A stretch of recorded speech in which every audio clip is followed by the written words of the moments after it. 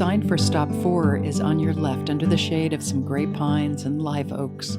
Here we're going to learn about one of the first Anglo visitors to the canyon, the famous trapper and explorer, Jedediah Smith. Jedediah Smith was famous for a number of things. He pioneered the southern crossing, the desert crossing to California. He was the first to travel through the Sierra, west to east, and he was the first to pioneer a route from California up to the Pacific Northwest. And he was kind of an interesting mountain man. He could read and write. He was literate. He left great journals. Not only could he read and write English, he could read and write Latin. He didn't smoke. He didn't drink, he didn't cuss, he didn't spit, he didn't chew tobacco, he didn't chase after squaws. It was said that he always carried a Bible in one hand and a rifle in the other, though it was admitted that sometimes he forgot the Bible. The story goes that in the winter of 1826, 1827, as he was headed up the Central Valley trapping beaver, he stopped off here at Mitchell Canyon to set some traps. Well, had he known the history of this area, he might have given Diablo a wide berth. There's two things that Jedediah Smith had trouble with. He had more than his share of trouble with Indians. Skirmishes with Indians cost him 25 of his followers. Well, he didn't meet any here on Mount Diablo, but Mount Diablo was famous for its Indians. When the Native Americans escaped from the missions in San Francisco, Mission Dolores or Mission San Jose, this is where they headed to hide out. This was right on the route for Indians from the Central Valley, the Yucats, that came to steal horses. And one of our local landowners, Felipe Briones, for whom Briones Park is named, he was killed here in Mitchell Canyon chasing Indians that had stolen horses.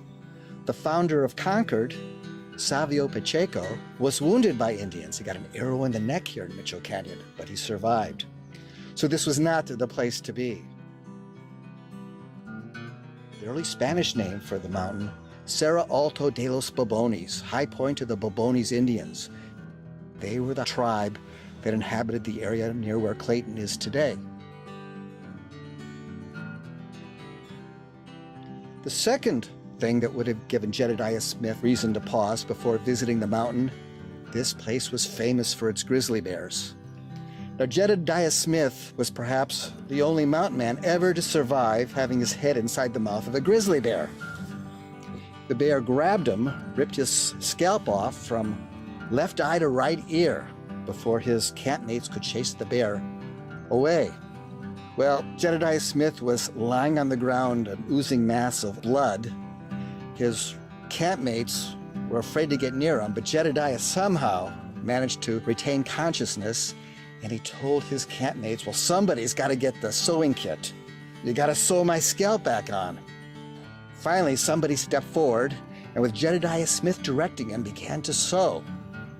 A kind of do-it-yourself brain surgery. He persevered until it got down to his left ear. And he said, Jed, I just can't do it. This is too hard. And Jedediah Smith said, you gotta try, you gotta keep going. And he did. The ear was crooked, but at least it was attached. And he survived. He stayed conscious through the whole thing, even while his campmates were fainting just from the sight of him. And he went on to complete his journey. That was the saga of Jed Smith. And Mount Diablo here was famous for grizzly bears. And one of our early residents, Jeremiah Morgan, for whom Morgan Territory is named, loved to come over to Mount Diablo to hunt because he could always find a bear to shoot. Of course, the Grizzlies are not afraid of people. As the area became populated, they had conflicts with the ranchers, and the Grizzlies disappeared.